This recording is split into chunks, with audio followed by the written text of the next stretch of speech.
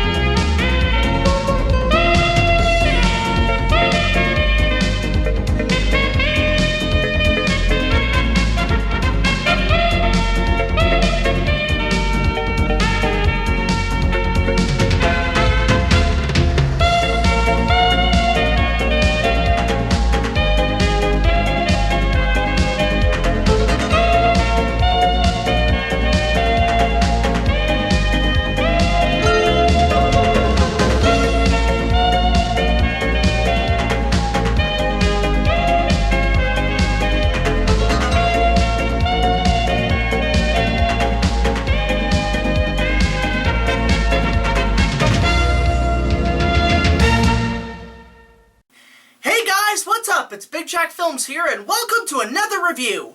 Merry fucking Christmas, everybody! For me, Christmas, and for some this holiday season, is one of the most cheerful times of the year. Unless you're like me in Canada, where it's colder than Elsa's S&M dungeon. But regardless, there's just too much to like. From times with family, the presents, the parades, and for today's topic, the goddamn Christmas tree. And to be honest, the Christmas tree is probably more iconic than the Big Red Man himself, which is probably due to one eventful special from my childhood.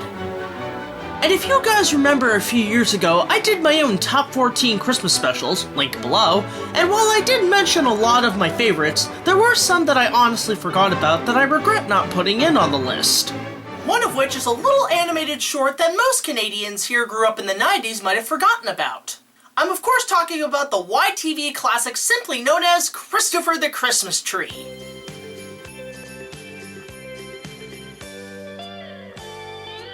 Airing in 1993 and having a long-lasting tradition on YTV for over 20 years, Chirstopher the Christmas Tree is probably the best Christmas special about, well, a Christmas tree. Fuck that movie. But either way, this special was one of my favorites as a kid, so it's gonna be fun to take a look at this again. Is it as good as it was 20 years ago, or does it fall flat like a fallen tree?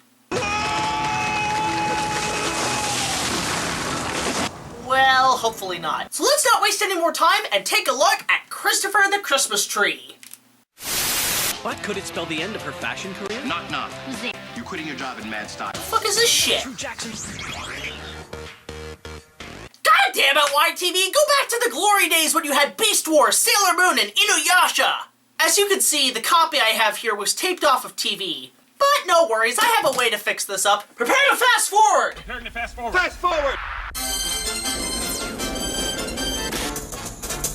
No, go past this part.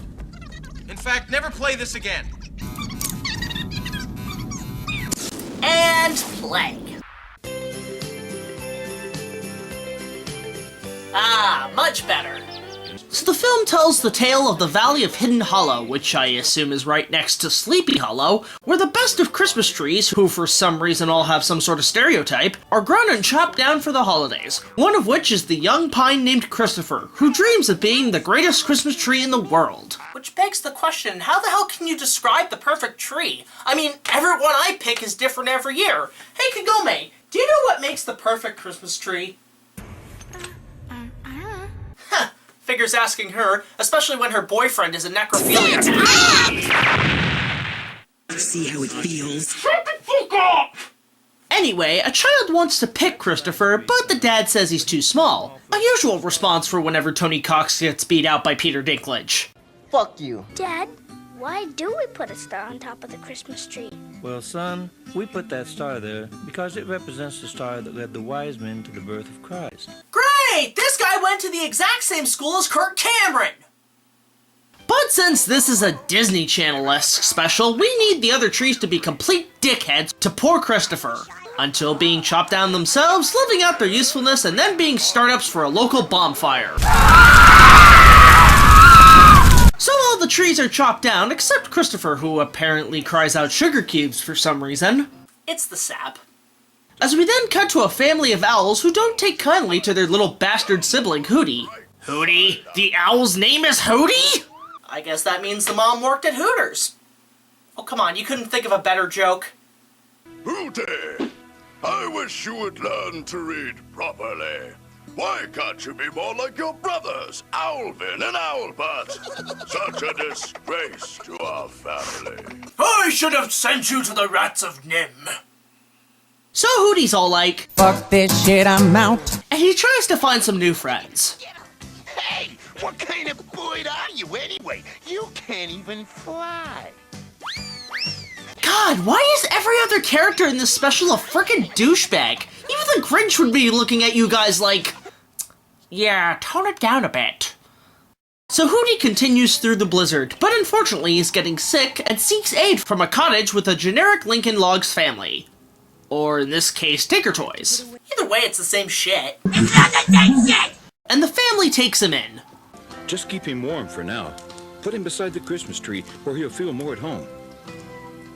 Dad, why do we put that star on top of the Christmas tree every year? You know, I asked my father the same thing many years ago when I went out to... Wait a minute! Is that the same guy from the beginning of the movie? And that's his kid? Jesus Christ, how much time passed in the last few minutes? In fact, didn't the narrator say this during the transition? Meanwhile, far away from Chirstopher in another part of Hidden Hollow... How the fuck did 40 years go by in less than a second? And not only that, it doesn't make much sense since the whole meanwhile thing from now still has Hootie as a frickin' baby bird. How the hell do you mess up continuity like that?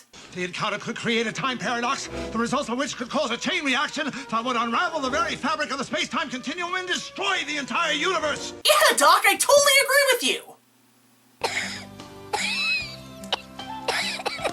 Mom, Dad, look, he's better.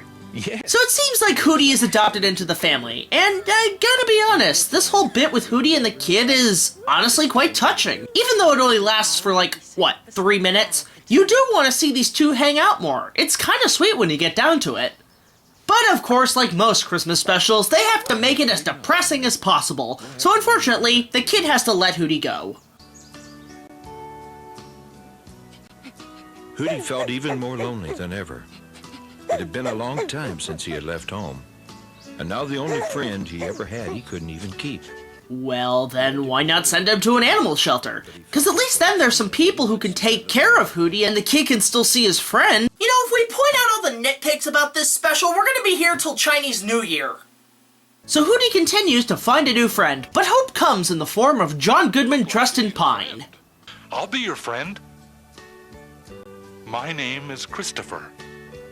I've been waiting here year after year, hoping to become somebody's Christmas tree, but, well, as you can see, I haven't been picked yet. Many of these trees were my friends. I wish that the Christmas star up there was right up here on my tip-top. Why don't you make a wish, Hootie? Wish upon a star, whoever you are. When Disney gets really pissed, they'll send you a cease and desist. But then the next morning, the two are woken up by a group of animals who also seem like they're running away from a Disney contract. Hello, Mr. Tree. We were hoping you could help us. We need someone to protect us from the foxes and the weasels. Don't worry, everyone. I'm so big now. Wow, Chirstopher, keep it clean! No need to flash us!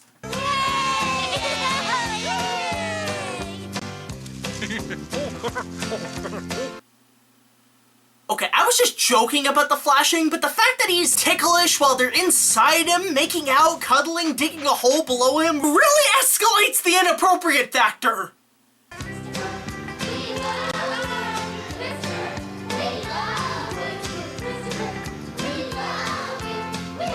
Chirstopher and Hootie and their friends had finally found peace. As time went by, Chirstopher grew so big that he began to doubt if he would ever become somebody's Christmas tree. But somehow, with all these friends, it didn't hurt so much. Huh, well that was nice. Anyway... This is cause for celebration. Let's sacrifice Rabbit and eat his flesh. Yay, sacrifice me to the devil!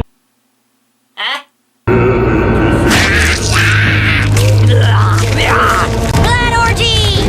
Yay, blood orgy! Blood orgy, yay!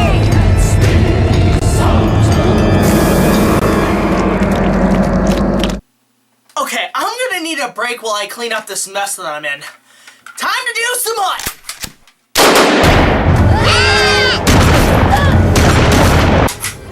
Get back here, you little cocksucker!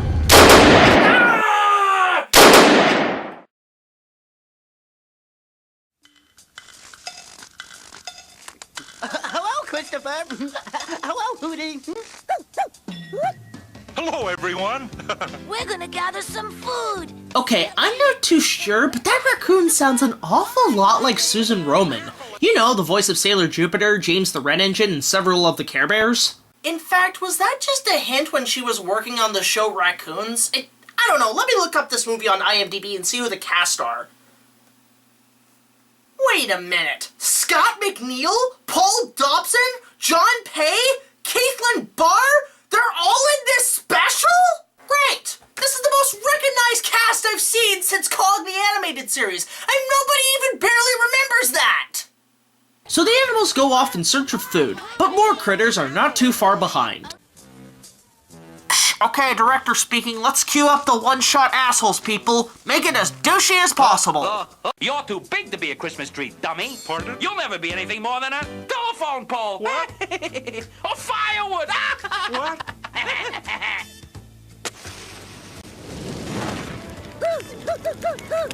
Jesus Christ! What the fuck is wrong with you arsonist assholes? Anakin had less burns than that! Also, how the fuck does snow catch on fire? Easy now. Hootie? Yes, I'm all right. Look at me. I'm okay. Hootie. So Chirstopher recovers quickly from his attempted murder, but I don't know about that red sunset in the background. In fact, Legolas, what did you say about that kind of stuff again? The red sun rises. Blood has been spilled this night. Oh, gingerbread peppermint stick shits. Oh no. Please don't cut me down. You know, I don't deserve to be chopped into firewood. Help! Oh my god, they're treating this like it's a frickin' on-the-scene murder! In fact, all that's missing is a spill of blood across the screen. Oh, there it is.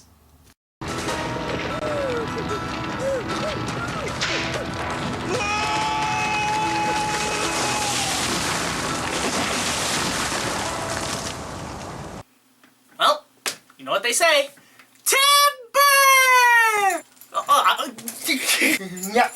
Not you fucking bitch! So Chirstopher is dragged away as the animals cry to me being an asshole by playing the theme to Platoon.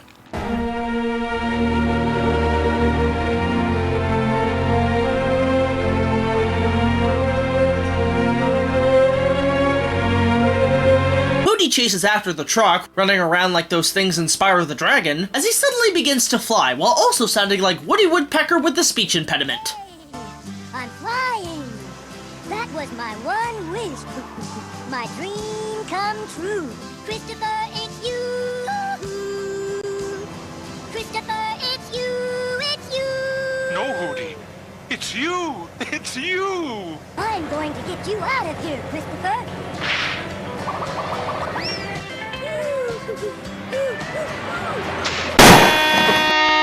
Okay, that didn't happen, but Hootie still tries to save his friend. I know. Fuck this shit! But Hootie, come back! Come back! You fucking asshole! Well, who are we eating first? We have to save Chirstopher. Follow me. So all the woodland critters set off to save Chirstopher, but then they get hit by a truck. Alright, I kid, that's the last joke I'll make on that, but they do manage to find out where their friend could be. Where's Chirstopher? Over here. He's over here. Chirstopher. Oh no. We're too late. Okay, I said I was done with those jokes, but I never mentioned the goddamn tree. Hootie, look! Now I'm everybody's Christmas tree. Is anybody horrified that the tree is fucking talking? And the fact that he has arms and is holding an owl? Hey, the fuck did I smoke?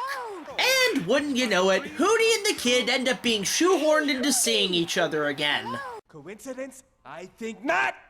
I wish you all a very Merry Christmas. I'm the whole world's Christmas tree. And now he's singing! Does nobody see a problem with this? What's the matter, Hootie? Chirstopher, this is your first, but isn't it your last Christmas? Don't you remember when I fell to the ground in Hidden Hollow and I shook all my pine cones loose? Hootie, you've got to see that they're planted. So there will always be a Chirstopher the Christmas tree. I'll fuck the ground more than Bradley's camera work! Hey, fuck off! And Chirstopher, well, he was the happiest tree in the whole world because he knew that there would always be a Chirstopher the Christmas tree. Seriously, why the fuck is the tree talking? So that was Chirstopher the Christmas tree, and while I do poke fun at it, I still think it's one of the better specials. Yeah, sure, there are some problems, especially with continuity, as I pointed out, but it's hard to dismiss something that's only 20 minutes. I do think for a Christmas special, it's a pretty good original idea. The animation is nice, the colors are bright and pretty, the characters are cute, it's got Canada all over the damn thing, and that theme is a pretty catchy tune that I listen to every year on the holidays. If you watched this when you were a kid, you might get a kick out of it again for pure Christmas nostalgia, but if you got kids of your own, it's harmless fun and a cute little story. Overall, it was fun looking at this again, and I still watch it every year. It's a special that's really overlooked and I think deserves a bit more attention. I'd give it an overall 9 out of 10. Check it out and enjoy it for yourself. And with that said, I think I'll be heading off now to spend a little bit of time with the family. So from all of us at BigJackFilms Studios, Merry Christmas, Happy Hanukkah, Happy Kwanzaa, and Happy Holidays. And I'll see you guys in the next video. This is BigJackFilms, signing off. Chirstopher, the Christmas tree was the prettiest tree around. Who for years